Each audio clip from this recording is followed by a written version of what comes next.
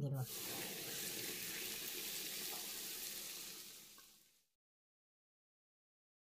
তো আম তেলটা বানানোর পরে 3 দিন রোদে রেখেছিলাম, তারপরে ফাইনাল লুক এটা। তো আমার মতো করে এই আম তেলটা বানাতে হলে ভিডিওটি শেষ পর্যন্ত দেখতে হবে। আর ভিডিওটি যদি ভালো লাগে অবশ্যই একটা লাইক শেয়ার কমেন্ট করতে ভুলো না। আর তোমাদের কার কার আম তেল পছন্দ অবশ্যই কমেন্ট করে জানাও। আমগুলো গাছ থেকে পেড়ে জলে ভিজিয়ে রেখেছিলাম 2 থেকে 3 ঘন্টা, তে পরিষ্কারও হলো এবং থেকে যে কষটা বেরোচ্ছিলো এই কষটাও কিন্তু বেরিয়ে গেল। এতে করে আচারের যে ফ্লেভারটা কিন্তু আমগুলো জল থেকে তুলে টিস্যু পেপার দিয়ে ভালো করে আবার মুছে নেব। এবারে বোটার পাশটা কেটে নেব, কেটে মোটামুটি এখনও যে কষটা আসছে এটাও টিস্যু পেপার দিয়ে ভালো করে মুছে নেব। এবার কাটবো মাঝখান বরাবর, আর খোসা শুদ্ধই কিন্তু কাটবো।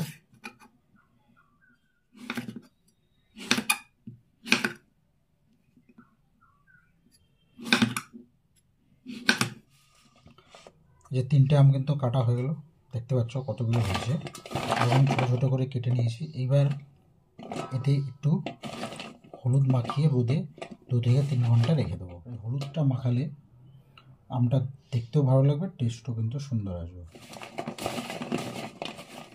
ব্যাস হয়ে গেলো। এবার একটা প্লেটে করে এটা রোদে মশলাটা বানিয়ে নিই। আচারের সব থেকে ইম্পর্ট্যান্ট একটি পার্ট, কয়েকটা শুকনো লঙ্কা দেবো, একদম অল্প আছে কিন্তু ভেজে। 1 চামচ মৌরি, 1 চামচ জিরে, 1 চামচ মেথি দানা, 1 চামচ সর্ষে, কালো সর্ষেটা ইউজ করলাম। মোটামুটি 2 থেকে 5 মিনিট কিন্তু এটা ভেজে নেব। মশলাটা ভাজা কিন্তু হয়ে গেছে। এবার এটাকে তুলে নেবো কড়াই থেকে, কারণ কড়াইটা গরম আছে, কড়াইতে রাখলে কিন্তু মশলাটা পুড়ে যাবে। এটা একটু ভেজে পেস্ট করে নেবো। এবার এগুলো পেস্ট করে নেব। মশলাগুলো হয়ে গেছে দেখতে পাচ্ছ, এটা কিন্তু পুরো ফিনিশ করিনি, তো গোটা গোটাই আছে, 2-3 বার দিয়েছি।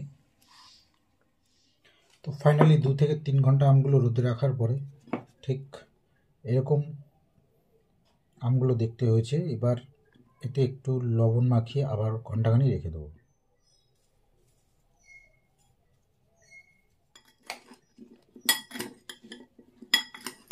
নুনটা মাখিয়ে রাখবো এই কারণে যে আম থেকে এখন একটু জল ছাড়বে ন্যাচারাল,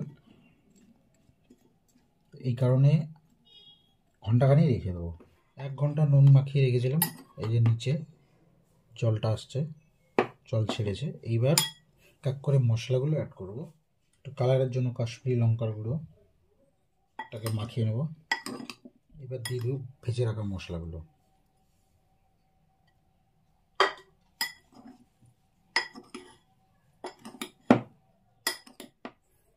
একটু হলুদ দিয়ে দেবো, কালো জিরেটা আস্তে আশ করে দিয়ে দেবো, একটু আজওয়ান দিয়ে দেবো।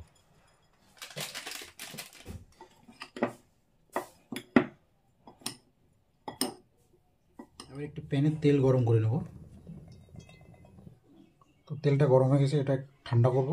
ঠান্ডা করার পরে তারপর আচার ভেতরে দেবো। গোটা গরমটাই কিন্তু দেবো না, ওটা কাঁচা লঙ্কা দিয়ে দেবো হাফ হাফ কেটে কেটে।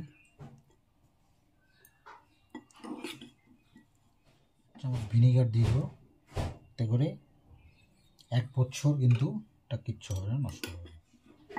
এবার তেলটা ঠান্ডা করে এর ভিতরে দিয়ে দেবো।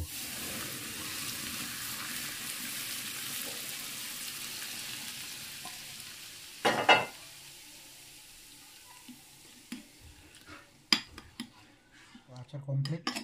এখন এটাকে বোতলে ভরে 3 দিন রোদে রাখলেই কিন্তু খাওয়ার উপযুক্ত হয়ে যাবে।